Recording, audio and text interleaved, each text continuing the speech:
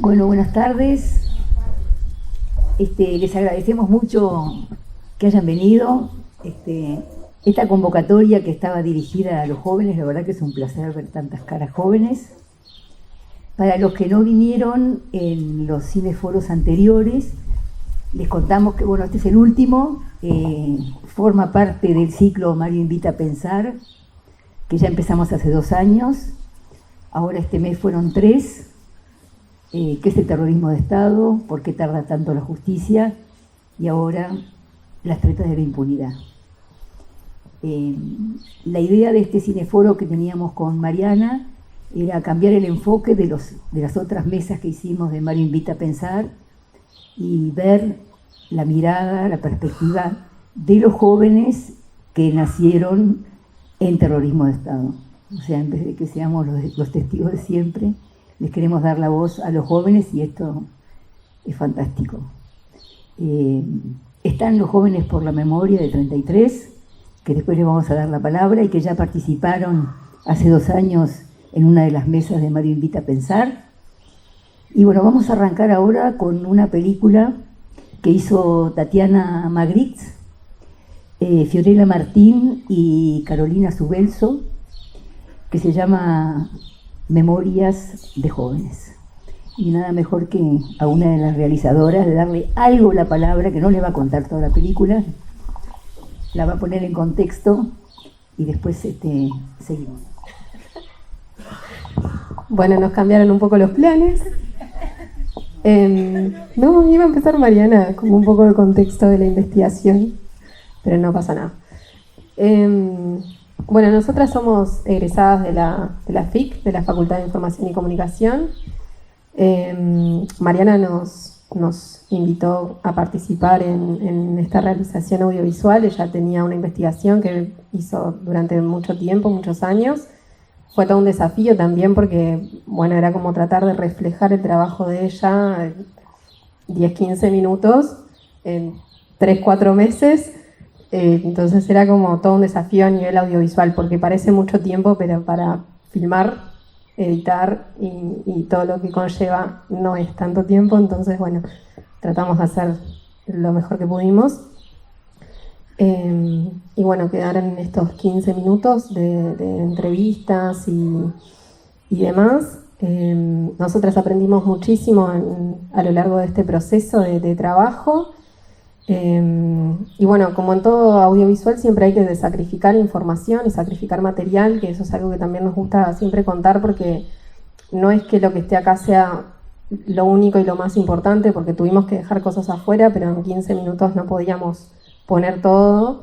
Y como dijo Caro, es difícil hacerle justicia al tema en 15 minutos, pero bueno, lo intentamos. Obviamente que hay material súper interesante que bueno, después veremos si podemos seguir haciendo otras cosas para seguir representando el tema.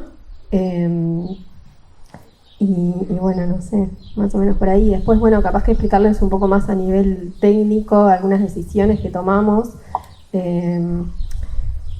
Queríamos buscar como una representación del imaginario colectivo y por eso fue que en algunos fragmentos del reportaje elegimos hacer como lo que se llama Vox Pop, que son entrevistas a la gente en la calle en cualquier punto lo hicimos en Montevideo y también lo hicimos en 33, como para tratar de rescatar un poco la memoria colectiva, de ver lo que piensa la gente sobre este tema, qué información tiene, cuál es la perspectiva.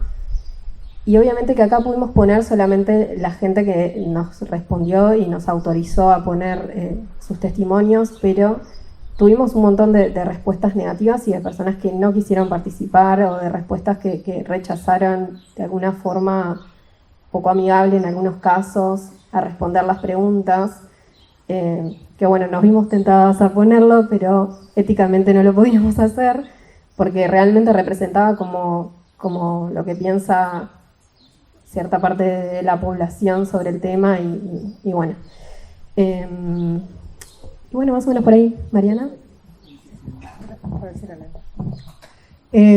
También para decir que parte del proyecto es que ellas que son jóvenes están realizando una producción construyendo una memoria para un público joven como ellas, que no tiene el contexto. Entonces es una manera de llegar a otra audiencia desde otro lugar, y que me parece que es algo de lo que buscamos en este proyecto, era generar este diálogo en el proceso también, no solo el producto, pensarlo como algo que tiene que representar una visión de ese pasado, sino también cómo ellas le dan sentido a ese pasado hoy con la información que está disponible, ¿no? Y en diálogo con las protagonistas de la historia, que por suerte tenemos acá a Liliana Pertú y a Lucía Arzuaga, que fueron las estrellas, digamos, del proceso. Pero también queríamos mostrar este diálogo entre generaciones, y no solo la experiencia directa, sino también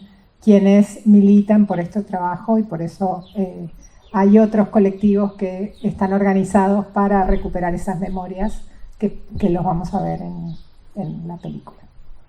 Así que muchas gracias por el desafío y por el excelente trabajo que hicieron.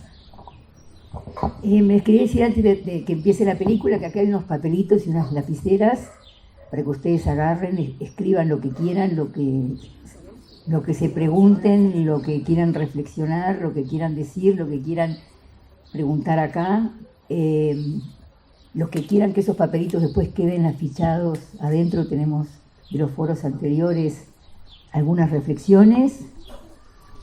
Decirles que Mariana, bueno, acá hay mucha gente que conoce a Mariana Chugar, pero Mariana desde casi cuando estaba terminando la universidad empezó a trabajar justamente en el discurso el lenguaje del discurso de los militares, así que no solamente un trabajo reciente el de Mariana, sino que hace años que está trabajando en esto.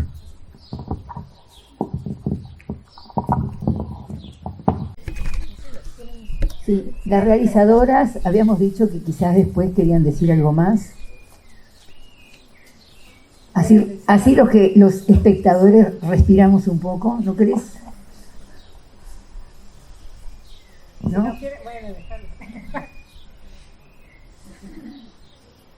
Bueno, pero después... Una consulta que vamos a hacer. Estamos registrando estos cineforos y queremos saber si a alguien le molesta que se grabe, que por favor lo diga. Está bien si se filma. Bueno, esto se llama Las tretas de la impunidad, este cineforo. Y si tenemos que hablar de impunidad y de las tretas, creo que tenemos que... La única excepción de este cineforo, que hemos convocado siempre a jóvenes, es que esta vez convocamos a nuestra querida Mariana Mota. Te invito a compartir. Y Enzo, me parece que Enzo de Jóvenes de Memoria 33, vos podés ser un poco... ¿Y alguien más quiere Sí, hacer, no? ¿quién más quiere venir? Los comercialistas se mandaron a mover.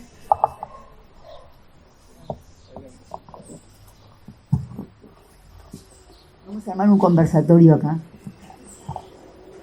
La idea es que ellos comenten primero y después abrir armar un círculo para que todo el mundo participe, ¿no? Porque la idea es que sea un dialogado, que no sea solo escuchar, sino también dar cada uno su postura. Bueno, arranco yo. Si querés, para los que no te conocen, contá un poco de jóvenes con la memoria en 33, cómo se componó. Bien. Bueno, me llamo Enzo Telis.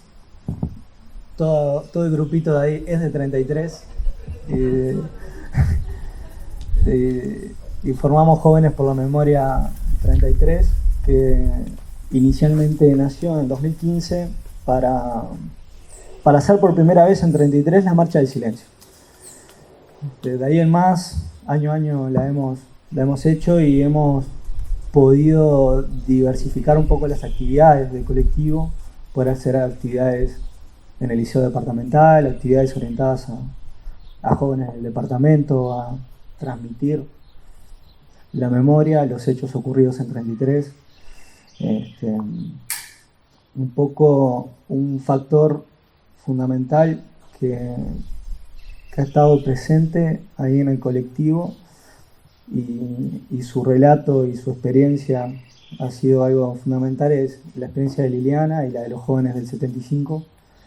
Eso especialmente para nosotros, que todos fuimos alumnos liceales del mismo liceo del que iban ellas, generó un sentido de empatía y de apropiación de esa injusticia muy, muy fuerte. Yo lo que quería empezar diciendo es felicitar a Mariana, Tatiana, Carolina y Fiorella por el tremendo trabajo que se mandaron, que está buenísimo. Hace 2 años nos invitaron acá a la Fundación a hablar sobre transmisión intergeneracional de la memoria. Y viendo este trabajo que hicieron dinámico, utilizando el cine documental como método y herramienta para transmitir la memoria, dejo la punta planteada de qué formas y qué procedimientos podemos llevar adelante para transmitir a los jóvenes, para transmitir a las nuevas generaciones lo que pasó en el pasado de maneras más dinámicas, de maneras diferentes. Y creo que este trabajo que realizaron va bien encaminado en ese sentido. Dejo la invitación abierta, que estaría bueno hacer la presentación de este trabajo en 33. Está pendiente. Bien. Una cosa o para tirar otra punta y generar un diálogo posterior, peloteamos con Mariana Mota antes de la presentación del video, y que se menciona mucho también en el video, el tema de ampliar el concepto de impunidad y quitar lo establecido del relato de los dos demonios, de los dos polos opuestos que aparentemente generaron la dictadura cívico-militar. Porque de esa manera estamos excluyendo a la parte civil,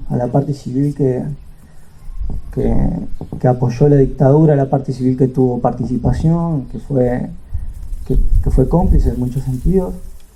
Donde yo vengo de un departamento 33 donde el plebiscito del 80, la mayor parte de la ciudadanía del departamento decidió avalar la eternización del régimen dictatorial. Es decir, que la responsabilidad civil, la complicidad civil era muy grande, estaba muy presente, sigue muy presente, y por eso creo que eso revaloriza más el trabajo que se tiene que hacer en departamentos así, ¿no? Sobre memoria, sobre cómo transmitir y cómo contrarrestar el relato establecido de generación en generación.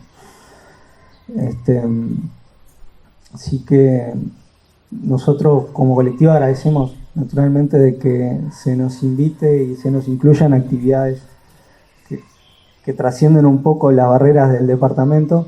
A nosotros tenemos participación en la Comisión Nacional de Sitio de Memoria, que nos permitió conocer otros colectivos de memoria radicados en otros departamentos, en otras localidades, con sus realidades, porque la dictadura en los interiores fue muy diversa, muy distinta, y conocer el trabajo de otros colectivos ha sido para nosotros muy gratificante y muy fructífero para aplicar experiencias en 33. Así que, sin ganas de monopolizar la palabra, las protagonistas, Lucía, Liliana, son otras. Espero que hayan servido estas puntas para generar un diálogo posterior, y te paso la palabra. Bueno, mi compañero Enzo tiene un desarrollo de la palabra muy bueno, ahora que es diputado. Y nada, por supuesto que avalo todo lo que ha dicho, y también felicito a Mariana, a mi tocaya y al equipo de producción por este buen documental. Y nada, siguiendo un poco la línea de lo que decía Enzo, ¿no? Y que estábamos conversando un poquito antes, para decir, bueno, ¿qué hacemos acá? ¿Cómo encaramos eso? Y sí, realmente el tema impunidad va más allá de la definición de palabra, la definición más técnica de la palabra, de la no pena, ¿no? Eso está muy acotado a la cuestión penal y a la cuestión de juicios, y ya hace rato que trascendió eso. Cuando se habla de cultura, la impunidad, se habla de otras cosas que van englobando la impunidad más allá de esos términos. Cuando miraba el documental y también escuchaba a Enzo y veía, y escuchaba los relatos de Lilian y de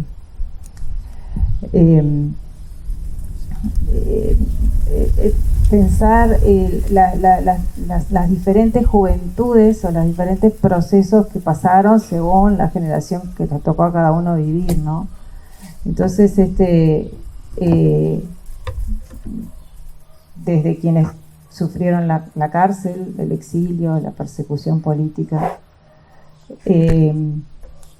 justamente como decían, peleando o simplemente reclamando sus derechos, o sea, simplemente diciendo, a ver el Estado qué hace conmigo, o sea, que yo tengo determinados derechos, quiero ejercerlos, el legítimo derecho de disentir y de protestar. Cuando cayó la noche, cuando la dictadura se instaló la censura, instaló toda una serie enorme de prohibiciones y vulneraciones masivas de los derechos, las generaciones que crecimos en ese tiempo, yo estaba en tercera escuela cuando cayó la dictadura, como dictadura, entonces el pensamiento crítico que elaborás es en un sistema dictatorial donde no se puede disentir, donde no tenés opinión diferente, donde todo eso es peligroso y no te lo dicen directamente, sino que de alguna manera te lo hacen sentir. Entonces, ¿por qué digo esto? Porque en realidad a veces algunos teníamos suerte y teníamos una familia que era crítica y te mostraba que eso no era normal, pero una gran generación de personas se crió así, en el silencio, en la imposibilidad, en el que si pensás diferente vas a tener problemas. Y esa generación, que es mi generación, es una generación que no se enfrenta y es una generación que no transmite lo que pasó, porque no vivió lo diferente, o sea, no vivió que había derechos que fueron vulnerados y que en definitiva había que salir de eso. Entonces, hay como un corte, hay un quiebre de la sociedad, y luego las nuevas generaciones empiezan a abrirse paso, pero no tienen el relato anterior. Por eso es tan importante trasladar y difundir lo que ocurrió, porque cuenta la historia de una sociedad, cuenta cómo se fragmentó y cómo se impuso un relato, el relato oficial, que es realmente una gran mentira, ¿no? Esto de la teoría de los dos demonios, porque voy a seguir abundando de una cosa que estamos todos conscientes de que es una barbaridad, pero cómo además se aisló al resto de la sociedad y se negó o simplemente no se habló de una vulneración masiva de derechos, de cómo el juntarse con otro, el hablar, el presentar sus opiniones, elaborar pensamiento, era peligroso, directamente no se podía hacer. Y entonces, cuando explicar eso a las nuevas generaciones cuesta tanto, porque hay una generación, que es la mía y algunas más, menos, no sabe cómo explicarlo, porque vivió en un encierro y en un desconocimiento. Lamentablemente, el desconocimiento, el aprendizaje de lo que pasó, también va por esta generación, porque obviamente vivimos en una censura muy fuerte. Entonces estos documentales, esta forma de contar lo que pasó es tan importante. Por un lado, para no cargar a las víctimas que sigan relatando sus propios dolores. Es muy vulneratorio, es muy revictimizante. Yo siempre que las veo contando, se me parte el alma, porque realmente digo, hay que sacar del corazón, hay que concientizar. Yo estoy segura que están diciendo, bueno, esto lo tengo que hacer porque es una tarea militante, porque esto no puede volver a pasar. Pero es doloroso, siempre es doloroso. Y ojalá no lo tengan que hacer, porque quien tiene que hacer eso es el Estado. Quien tiene que tomar ese lugar es el Estado. Y ustedes ya tienen tanto con esto, con lo que les ha pasado, que es vergonzoso que el Estado no lo haga y que ustedes sigan cargando, no solamente con el relato, sino con las denuncias y con instalarlas y con llevarlas adelante. A mí me da mucha pena, vergüenza por ser parte de un Estado, ahora desde otro lado, pero igual. Y nada, esto de alguna manera compartir con los demás, con estas formas de difundir la memoria, alivia un poco esa mochila tan pesada que llevan las víctimas. Las otras víctimas, las que siempre se pensaron como víctimas, o hasta ahora, hasta hace muy poco, las víctimas de otros o las segundas víctimas, como son el colectivo de Memoria en Libertad, que por supuesto que costó también un montón, que pudieran atravesar ese muro de silencio y decir, aquí estamos, nosotros también fuimos víctimas. Y otros tendrán que atravesar otros muros de silencio de víctimas de otros daños, y que tal vez no lo consideren porque son daños menores, pero en definitiva son daños. O sea, los hijos de las personas destituidas, los hijos de exiliados, los hijos de perseguidos políticos también sufrieron daño. Lo que pasa es que, bueno, en realidad son daños menores al lado de otros daños más fuertes, pero son daños porque son daños a derechos y personas que también sufrieron. Y lo peor de todo es que el Estado no ha reconocido y no lo va a reconocer, lamentablemente, más allá de ese acto, del tema de la Corte Interamericana y el caso Hellman, no ha reconocido que en definitiva el Estado lo vulneró en todos los ámbitos, ¿no? En todos los ámbitos de los derechos. Y ese reconocimiento, no solamente ese reconocimiento, sino el empezar a trabajar para que esas cosas no vuelvan a suceder. Nada, desde los diferentes colectivos, desde los colectivos de Jóvenes por la Memoria, desde diferentes maneras de trabajar la sociedad, se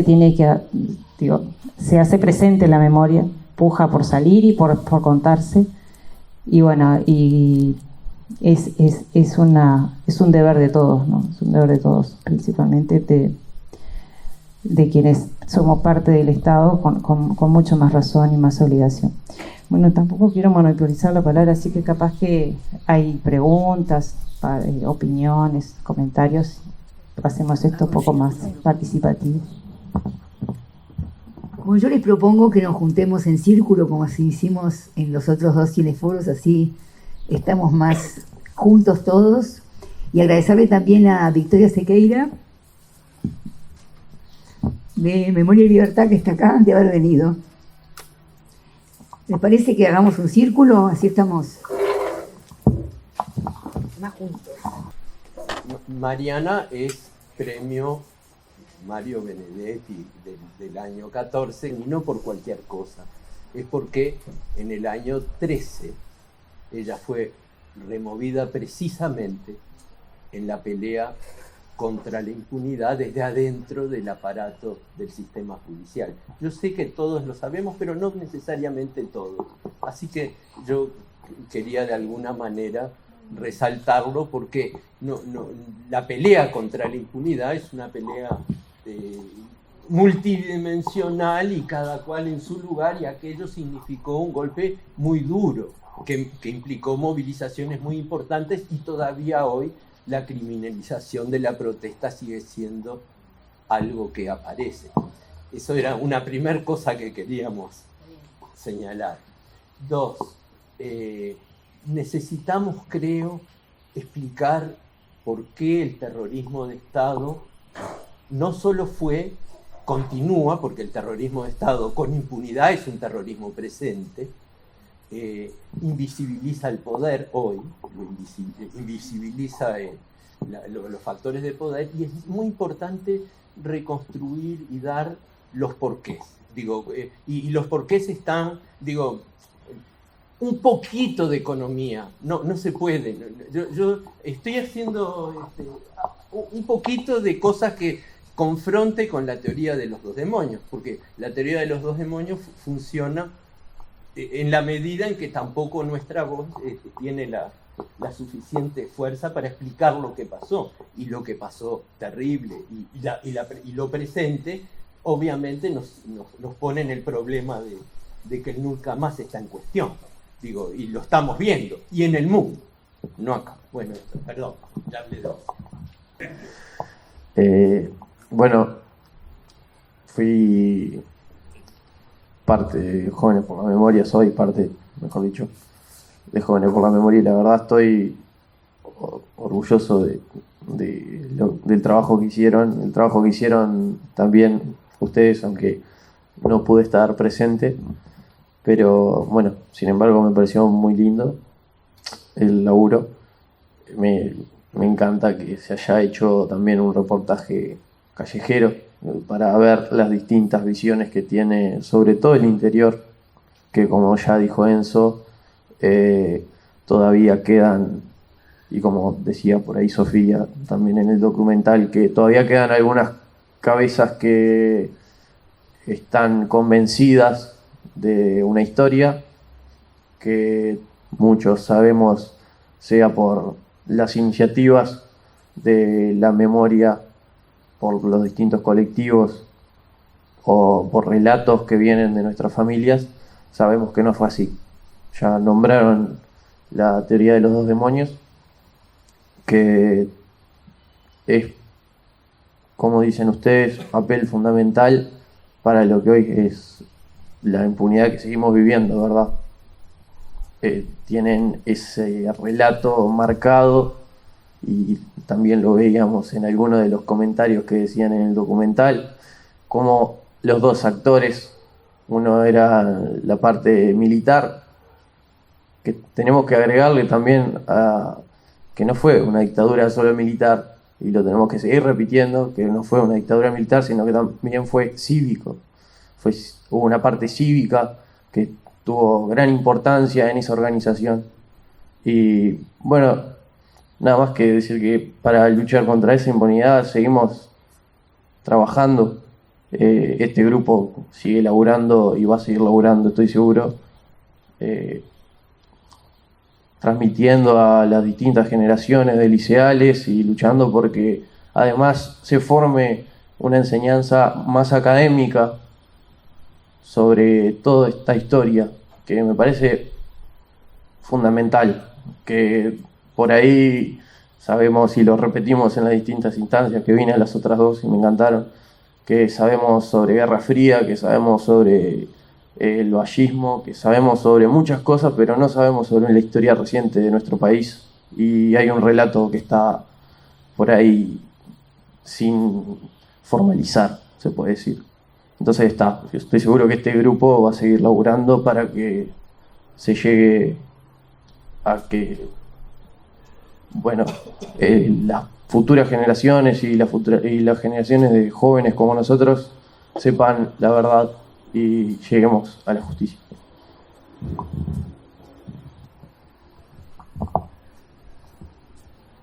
Buenas tardes, gracias por la invitación, gracias por el documental, sobre todo a todas.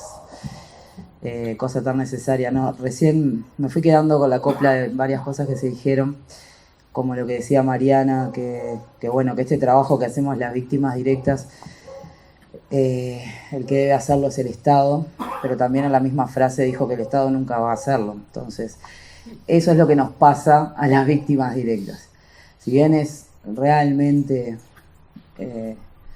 nos lleva un montón de corazón, alma hacerlo, no, ni siquiera, no sé yo qué le pasa a las demás, pero yo ni siquiera me lo planteo como que es un acto militante, tengo que hacerlo, no. Cuando escucho los hoy en día senadores de la República que usan sus medias horas para hacer homenajes a torturadores procesados, a salvar a Dios, yo qué sé, a nuestro Estado laico. Hoy, yo escucho eso y se me paran todos los pelos, y lo que me queda es salir a contarle hasta a la vecina en el supermercado qué pasó, ¿no? Cuando empiezan Una vez me pasó en un supermercado que había un señor y cuando reventaron unos cajeros, y el señor decía, en el interior, en Canelones, y el señor decía, no, porque esto, un señor grandote, muy grandote, supermercado lleno, enero, playa. No, porque estos son los Tupamaros, el el Mujica y la Lucía con su gente, no sé qué, hacen lo mismo. Cuando reventaban cajeros, yo digo, señor, yo de atrás, no habían los 70 cajeros. No, pero es el mismo modo, no sé cuánto. Y la almacenera me hacía, ¿no? Que cerrara la boca. Y yo seguía discutiendo en el don, ¿no? Cuando se fue el don me enteré que el don era un militar retirado y que llegaba armado al supermercado, ¿no? Y eso es lo que pasa en el interior hoy en día todavía. Pasa acá también porque hay varios responsables de crímenes atroces que sacan a pasear a su perro por más que tienen prisión domiciliaria. Vimos morir hace poco a un señor que se dedicó a robarnos a medio país, además de torturar, se dedicó a enriquecerse y en una de sus casas de rico o prestada por alguna tranza extraña murió ahí, tranquilo. Pero hoy, esta semana, nuestro colectivo estuvo en el Senado explicándole a Domenech y a la Bianchi por qué no puede salir este proyecto de ley, pero sobre todo Memoria en Libertad les terminó preguntando, que me parece algo interesante, es ¿por qué no dedican los fondos públicos a ocuparse de hacer proyectos de ley para mejorar las cárceles en general, en vez de querer liberar a esta gente, ¿no? Entonces, bueno, como que no es que se ha mantenido el discurso de los dos demonios, sino que está reflotándose. Entonces creo que nada, que todas las víctimas, es buenísimo desde este lado ver que nuevas generaciones se ocupan de nuestro trabajo, porque también todos vamos creciendo, nos vamos poniendo viejos y nos vamos cansando de contar, ¿no?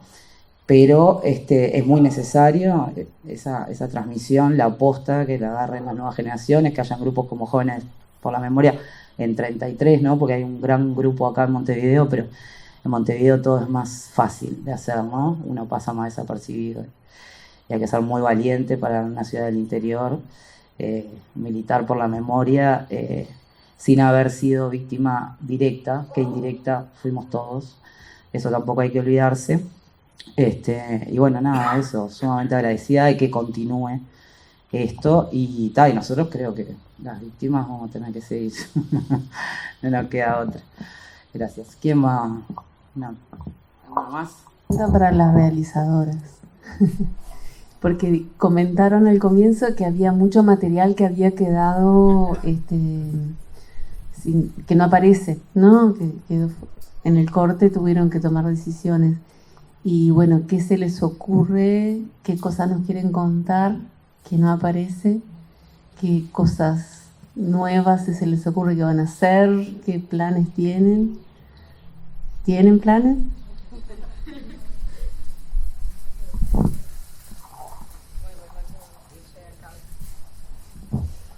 Bueno, tenemos sí mucho material.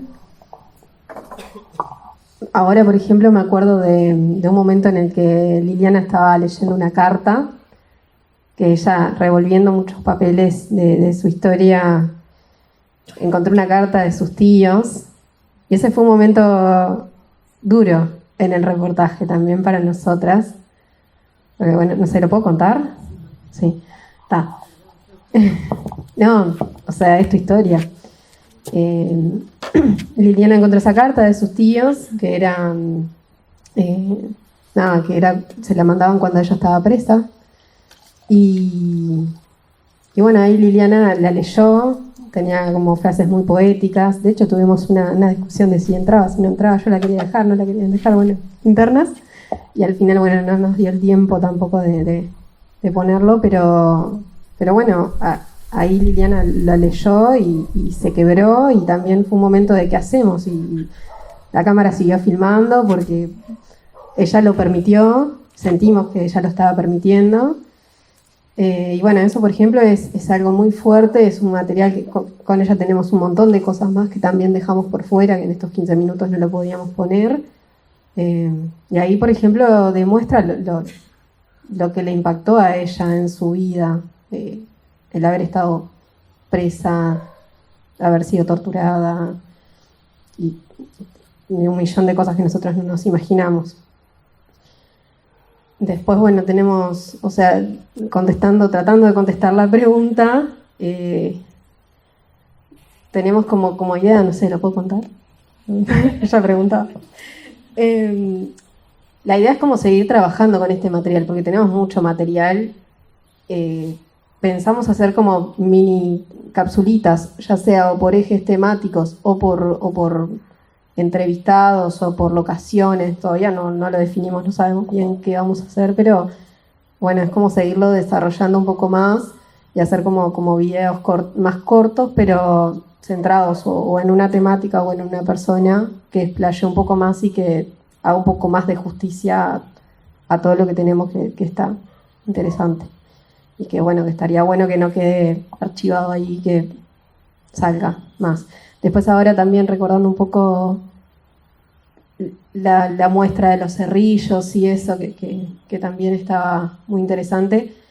Había una parte de Lorelei, que ahora no vino, que también ella, fue un momento duro. Ella necesitaba contar su historia. De hecho, nosotras todavía no estábamos prontas para filmarlo, porque estábamos terminando unas cuestiones técnicas, pero como que ella sentía la necesidad de venir a buscarnos, a contarnos la historia. Entonces empezamos a filmar, y bueno, ella necesitaba en ese momento expresarse y contar lo que le estaba sucediendo, y eran unos días bastante difíciles porque estaba todo el tema de si le daban la prisión domiciliaria o no, y bueno, eso le afectaba a ella directamente por su caso. Y bueno, ahí también fue otro momento difícil en el rodaje, que nosotras no íbamos tan preparadas para todo eso. Que bueno, que eso también es muy interesante y no lo pudimos poner porque era demasiado y se nos iba un poco del eje de lo que era el documental. Pero que también es importante hacerle justicia a eso. Y bueno, no sé, ¿vos querés agregar algo? Creo que ahora Fiorella comentó algo que es también cómo impacta escuchar esto, ¿no? Que es recibir todas esas historias y entender que no hay justicia, o escuchar el horror que vivieron, ¿qué hacemos, no? Que uno se siente responsable también. Y bueno, que es parte del trabajo, y Enzo en el documental menciona esto de escuchar estas historias y cómo eso los motivó a ustedes para comprometerse personalmente. Es algo afectivo, no es algo solo de la justicia, abstracto, es un compromiso personal que te toca realmente, ¿no? Entonces remueve mucho también escuchar estas historias y hace que sintamos un compromiso más allá de lo político, de lo académico, ¿no?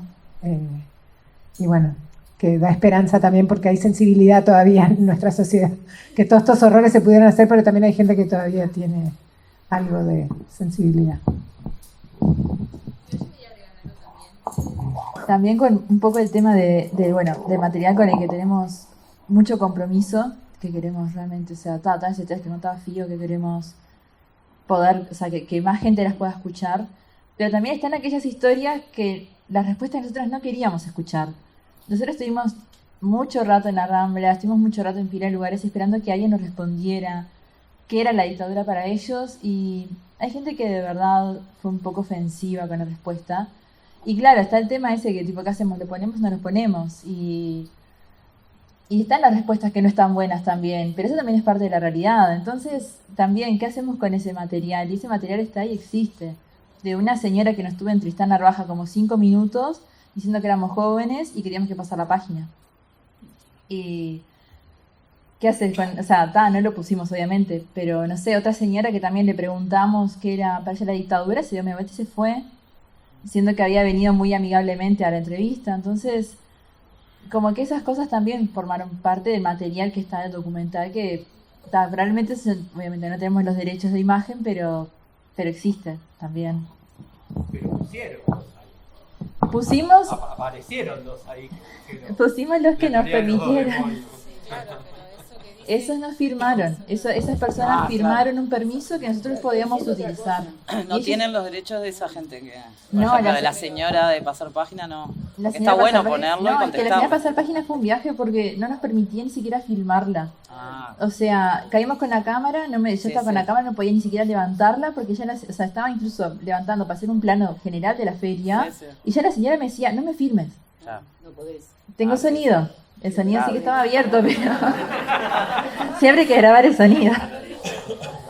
Pero la imagen no la tengo. No tenemos abogada. Digo, no, más allá No de... podemos hacerle. No, es un poco hacer alguna trampa, pero claro, porque coincido con ella que es parte de esto, ¿no? De parte del silencio, es porque existen esas voces que además ahora tienen un partido que las amplifica y etcétera. Pero eso existe y probablemente esa señora o el otro sea parte de esta generación que yo tuve, que tengo, que vivo. Pero está bueno a partir de eso, no necesariamente tener la grabación o tener la filmación, decir, transcribir la frase, la contó Mongo, ¿viste? No importa. De eso, a partir de eso, es un disparador para pensar y para discutir. No hubo dictadura, estaba bien que eran unos contra otros y la sociedad balconeaba y no se enteró, no le pasó nada. Esas cosas. A partir de ahí hay como mucho material. O incluso también a veces pensar, me acuerdo cuando recién se inauguró el sitio de memoria en la institución, que parte de los que estábamos ahí hacíamos las visitas y guiábamos y contábamos y la gente venía y vino un hombre, y me acuerdo hasta el día de hoy porque me acuerdo y me estremece porque vino con sus dos hijas que tendrían 15 y 13, bueno, entonces estábamos dos de la institución y el hombre dijo, bueno, ellas dos le van a contar todo lo que pasó en el Uruguay. Nosotros dijimos, ay, socorro, qué compromiso. Claro, decía la fresca, es un libro de historia. Bien pedo, además, claro, viste, en la dictadura. Dije, flaco. Bueno, entonces fuimos a nivel básico. Bueno, ¿ustedes saben que hubo una dictadura? Sí, bueno, hasta ahí. ¿Qué saben de la dictadura? Silencio. Claro, ni idea, pero es que hasta la definición, o sea... Y entonces empezamos a pensar a ver cómo le transmitíamos a gente que nació en democracia, que vive los derechos y que les parece supernatural como respirar, que eso no era natural en otro momento. Entonces le decíamos, ¿sabes que cuando en esa época, si vos querías hacer tu cumpleaños, si querías reunirte en tu casa con alguien, tenías que pedir permiso a la comisaría? Y me miraban y decían, ¿qué? Sí, eso era así, natural. Y si había dos personas paradas en una esquina conversando, o tres, ya era multitud. Entonces te dispersaban. Y quedaban de ojos grandes, pero las cosas más básicas, era como la cotidianeidad de la vida para poder contar cómo se vivía. Y capaz que hay hasta esas cosas muy simples y ahí va subiendo en la dimensión, pero porque si no siempre el concepto es, había unas personas que cayeron presas, que hicieron cosas heroicas, o sea, porque claro, ¿cómo vos vas a hacer eso? Pero no eran, o sea, sí, son heroicas porque sobrevivieron realmente, pero en realidad era, tú hacías cosas que hoy son naturales, pero en ese momento no eran, o dejaron de ser naturales y por eso te encarcelaron. Entonces, y ahí confrontás con esto otro, o sea, me parece que es bien interesante tomar esas visiones negacionistas y confrontarlas y poder a partir de ahí empezar a construir y a hablar de los derechos, de cómo el Estado hizo lo que hizo, si está bien, si está mal.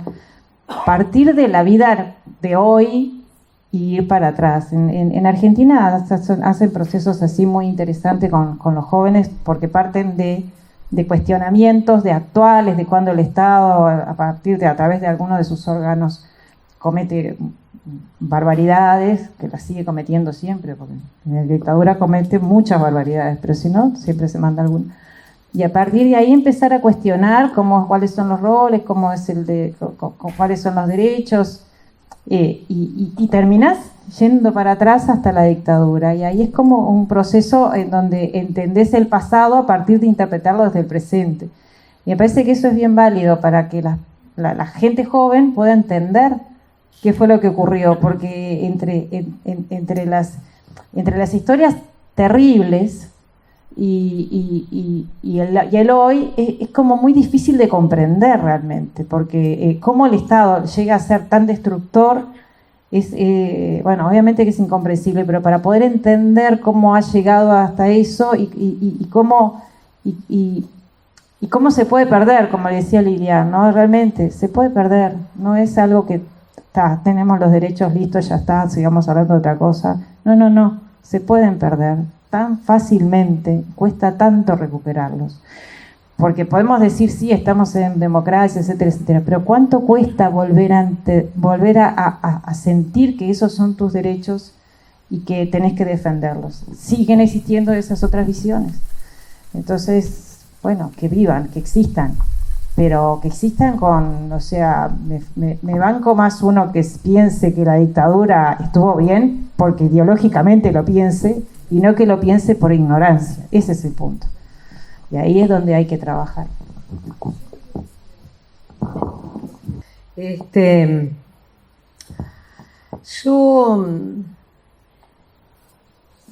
soy de las que denunció casi con 2 o 3 compañeras más en la más absoluta intemperie y soledad desde el momento mismo que recuperamos la democracia. Cuando en este país nadie hablaba de estas cosas, mucho menos de tortura, mucho menos de menores presos y del interior, y mujeres. Porque en realidad las que siempre hemos tomado como más la iniciativa fuimos las mujeres de ese caso, que fue un caso... Yo ahora me desdoblo, ¿no? Entonces, bueno, hace años que me desdoblo, tengo una asistencia esquizofrénica, entonces, claro, empecé cuando mi hijo tuvo la edad que yo...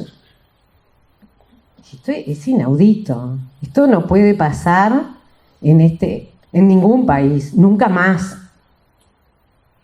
Fue así, yo nunca me coloqué en la pobrecita víctima, fue en rebelarme frente a este hecho y dije, yo no puedo creer que nadie nos dé bolilla. Nosotros íbamos con Mabel, una tía porque hace en serio 46 años que nos pasó, pero hace, no sé, 35 años que denunciamos y golpeamos puertas. Íbamos a los organismos de derechos humanos, esto para desmistificar, porque hemos avanzado en los relatos, hemos avanzado en el conocimiento, hemos avanzado en la conciencia, pero también tenemos muchos mitos, ¿no? Entonces, nos recorrimos, no se imaginan lo que hemos recorrido nosotros. Son muchas décadas, muchos años.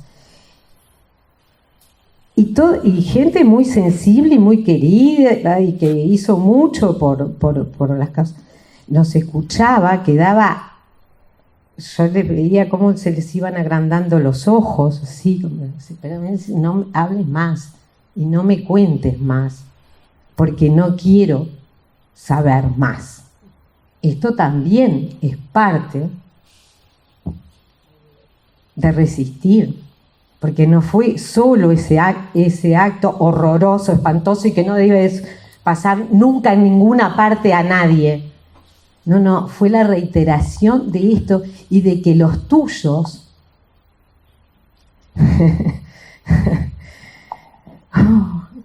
¿no? Y qué horrible, y yo qué sé, fuimos una vez al Parlamento, porque nosotras éramos tan empecinadas y tan solas,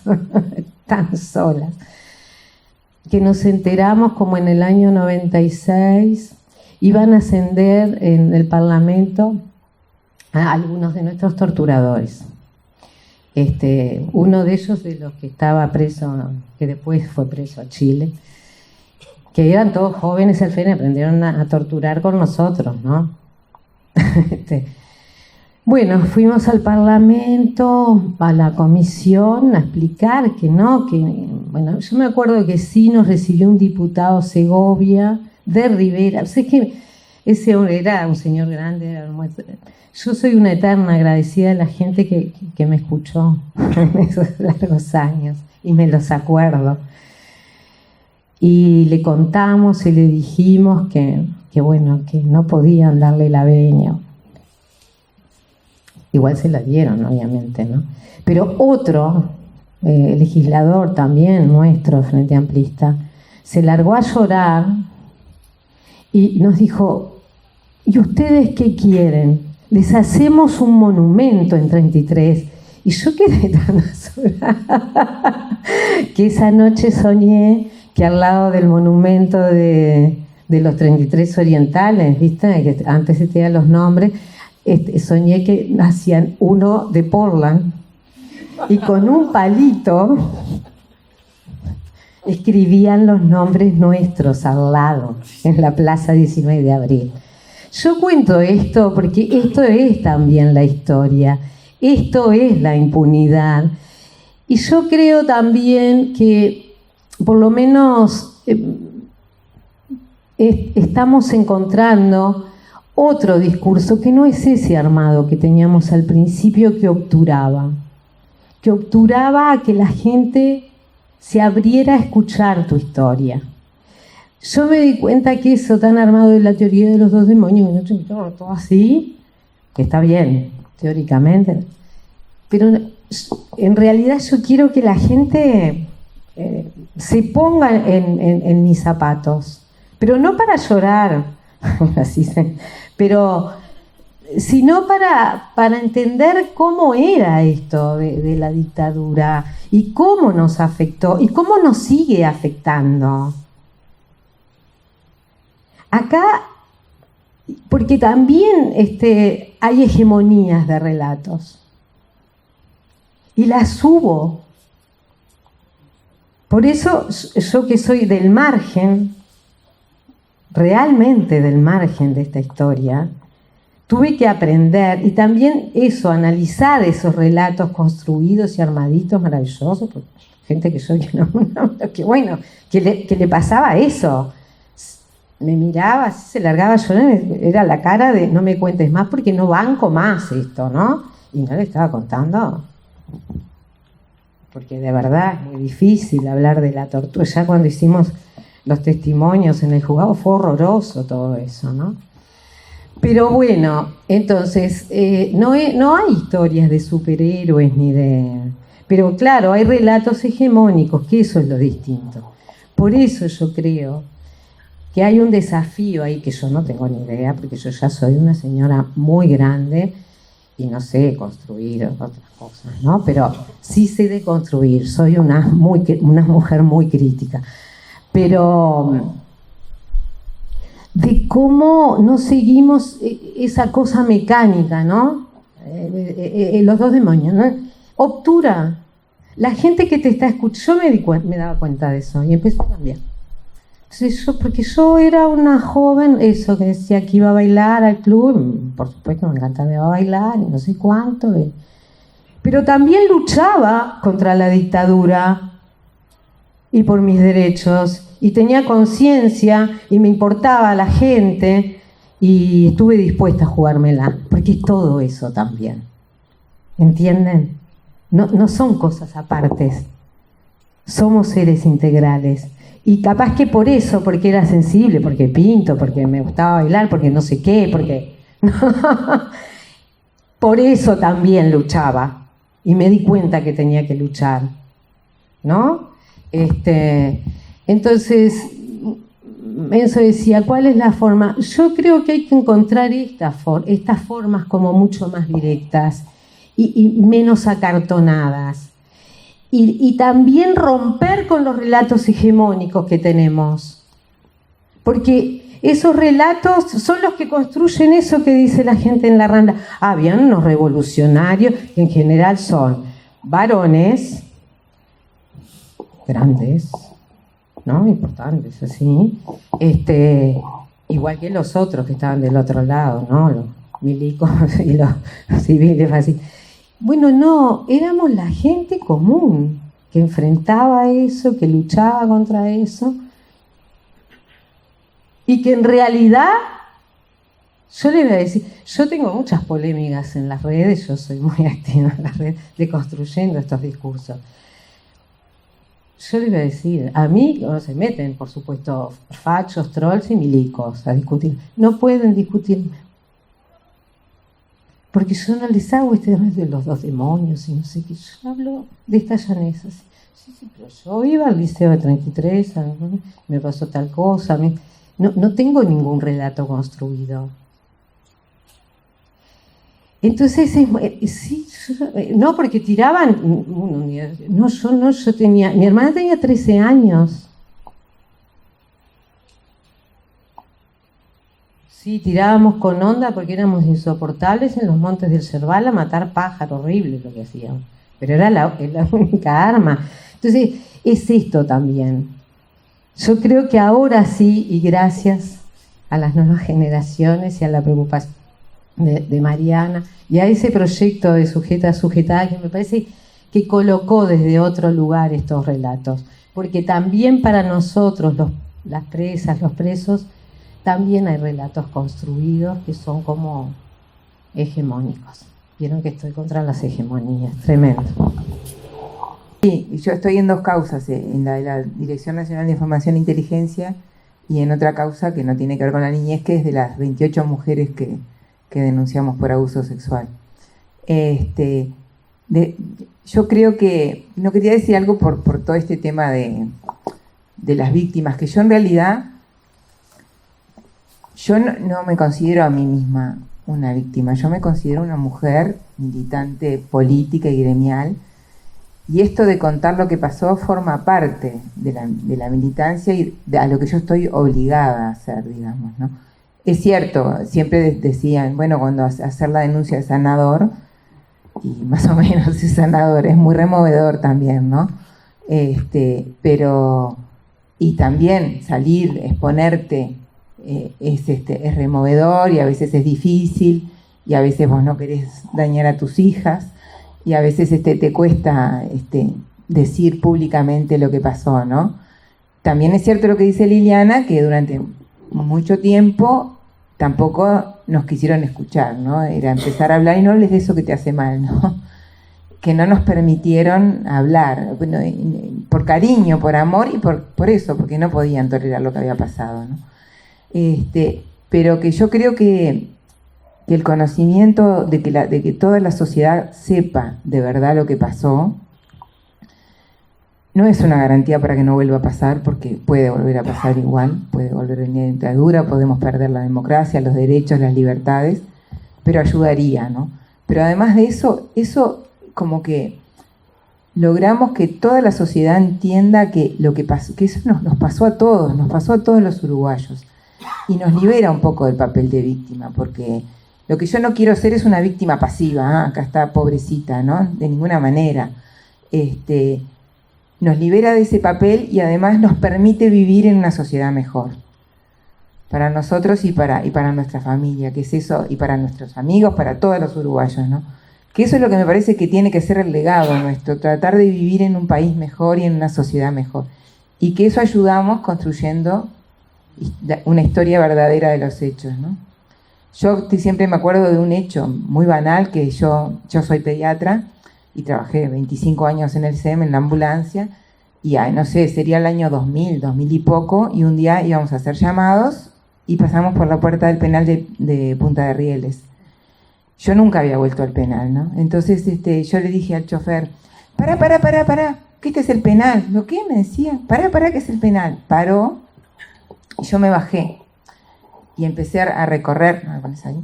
Empecé a recorrer la esquina, así, ¿no? Y había un soldado en una torreta que decía, circule, como siempre les gusta decir, ¿no? Y yo, no, que estoy mirando, le decía. Estoy mirando porque yo vivía acá adentro, estoy mirando. Y claro, yo me emocioné mucho, me vino un sentimiento de mucha tristeza, ¿no? Y me acuerdo que me puse los lentes de sol porque me puse a llorar. Me subo a la ambulancia y el muchacho era un muchacho joven del interior que no entendía nada de lo que estaba pasando, ¿no? Entonces me dice, ¿y qué? ¿Te gustan los establecimientos militares? No, digo, no me gusta, ni me emocionan. Le digo, ¿sabés qué pasa? Y ahí yo me di cuenta que le tenía que explicar, y le dije que es que yo estuve presa acá, y él no sabía que habían existido presos políticos. Entonces él se quedó muerto y me dice, pero fue un delito económico, porque asesinar no le parecía. Y entonces yo le dije, no, yo fui presa política. ¿Pero qué hiciste? Pero no hice nada. Decía, no sabía bien cómo explicarle en ese trayecto que íbamos al llamado. ¿No? Y ahí yo me di cuenta que yo tenía que hablar más de los hechos, porque yo a veces pienso que tengo una vida un poco disociada, porque no me gusta mucho que, ponele, mis pacientes sepan o mis compañeros de trabajo, que tengo que dejarlo afuera, ¿no? Pero que uno tiene que aprovechar todas las oportunidades que puede para contar y para hacer conocer la verdad de los hechos, ¿no? Y este chiquilín era de Tacuarembó. Y nunca, me dice, no, es que yo vivía en el interior. Le digo, pero mirá que también pasó allá. Pasó lo mismo que acá. Y nunca había escuchado hablar. Nunca en su vida había escuchado hablar de dictadura, ni de presos políticos, ni de torturados, ni de nada. Bueno, te dejo. Yo solamente aclarando, sin ánimo de discrepar con Lucía, imposible hacerlo, pero capaz que el concepto de víctima, como estamos hablando del concepto de impunidad, el concepto de víctima no significa la pobre persona desvalida que ha sido avasallada y está tirada en la calle, etcétera. No, víctimas son las personas a las cuales sufrieron una vulneración de sus derechos, no importa qué grado, ni cuándo, ni cómo. Y víctimas de delitos de lesa humanidad son aquellas en las cuales el Estado les ha vulnerado sus derechos. Y cuando son de lesa humanidad, no importa, el concepto ahí trasciende la víctima, al punto de que si la víctima del delito de lesa humanidad no formula denuncias, no quiere seguir adelante, no importa, porque el foco es la persona humana, por eso lo de lesa humanidad. Entonces, importa porque es al ser humano al cual se le atenta, se le vulnera los derechos. Entonces, un poco para bajar la carga de ser víctima, que es un viaje. Y por otro lado, además, víctimas fuimos todos, en diferentes medidas, porque a todos nos vulneraron los derechos. Entonces, por ahí, en esta cuestión de colectivizar, alivia un poco, más allá de que las cargas de ustedes son más pesadas, pero también eso, ¿no? Digo, no quiere decir que ser víctima es, bueno, ustedes lo saben, pero todos fuimos víctimas, y en realidad el punto es reivindicar ese cargo para reclamar la restitución de los derechos, el reconocimiento de esa vulneración y el reclamo y la reparación, etcétera. Es ese, por ese lado. Un poco para empezar a contarlo en esto de la no hegemonía, ¿tá? Porque se instalan esas cuestiones y ya están las víctimas reclamando esa cosa que pasó hace años y por qué no dan vuelta a la página, porque parte todo del mismo discurso, ¿no? En donde son unas víctimas que están dale con la matraca, y ahora resulta que las víctimas son ellos. El negocio, que están reclamando guita, que se hicieron plata y que no sé cuánto. Claro, o sea, pero porque utilizan y degradan los conceptos. Entonces está bueno también en esto poner los conceptos donde corresponde, ¿no? Víctima pasiva, claro, salir del lugar de víctima pasiva que hicieron eso, que dejaron ahí tirada. Claro. Hacer una víctima, claro, activa, ahí está, exacto. Lo que pasa es que ese mismo discurso también nos hace a las víctimas directas no querer ser víctimas, porque los que estamos vivos todavía, ¿no? No sé, hay gurises que eran niños, dentro del colectivo se han matado 5, por ejemplo, ¿no? Entonces, bueno, ellos, los que quedamos vivos y en pie, no queremos ser víctimas. Entonces a nosotros, por ejemplo, nos costó, entre UDELAR y la INDH, que lográramos decir que éramos víctimas directas. Con el directa nos acomodaron un poquito, porque dijimos, bueno, está así, acepto. Pero claro, y es mismo ese discurso también, ¿no? Que era lo que hablábamos hoy, como ese discurso que vuelve, que esa teoría de los 2 demonios que está sostenida por toda la sociedad uruguaya, ¿no? Por la izquierda, la derecha, el centro, el medio, arriba y abajo, y se sigue sosteniendo. Por eso hoy, como hay un reflote, ¿no? Y ya agarraron viento la camiseta, ¿no? los golpistas y los que están a favor de violar los derechos humanos, pero a la vez te nombran los derechos humanos y todo es muy ambiguo y como decía Lilian, todo es diferente, pero se vuelve a repetir.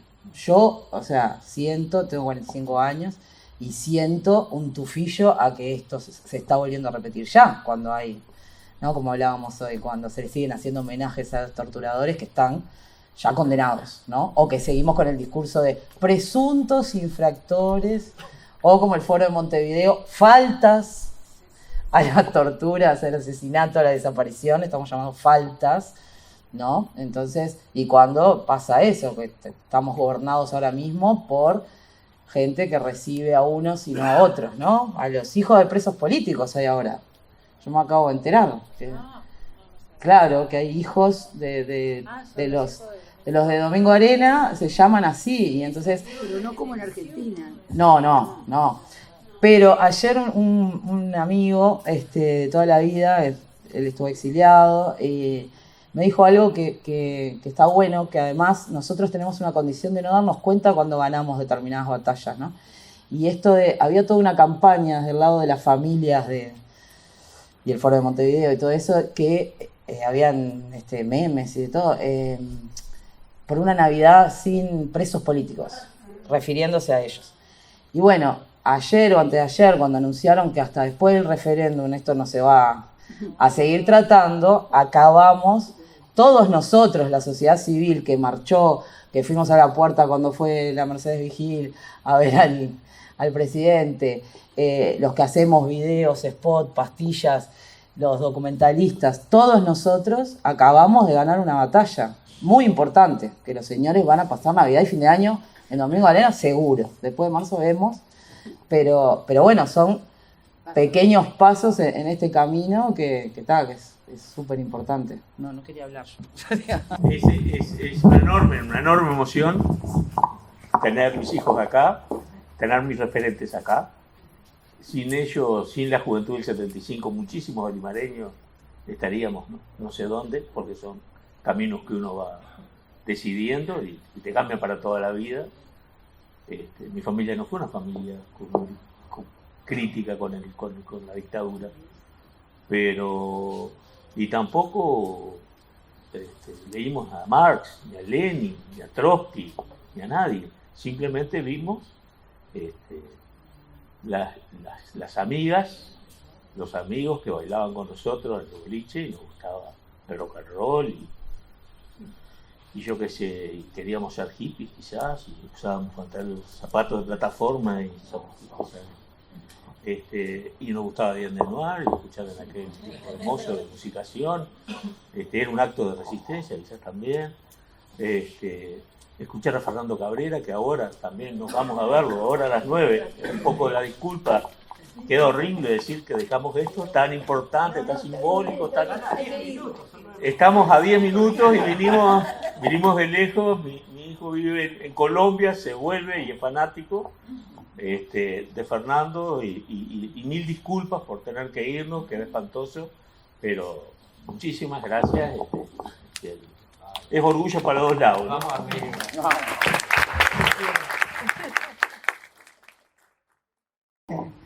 Bueno, gracias a todas y todos por estar acá y por compartir. No sé, hay otros jóvenes de otras generaciones que han participado en proyectos también de recuperar la memoria y de pensar en estos temas hoy.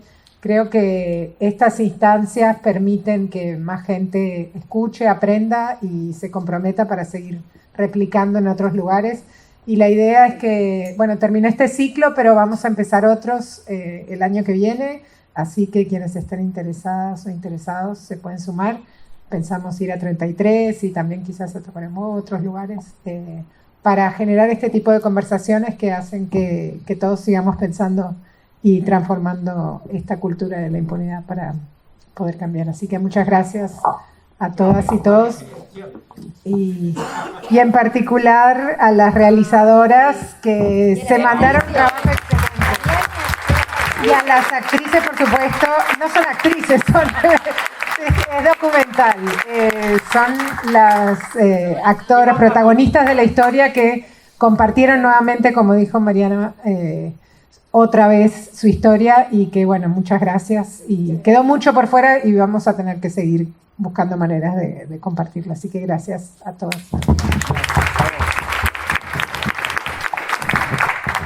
Y a la Fundación por siempre tener este espacio. Gracias.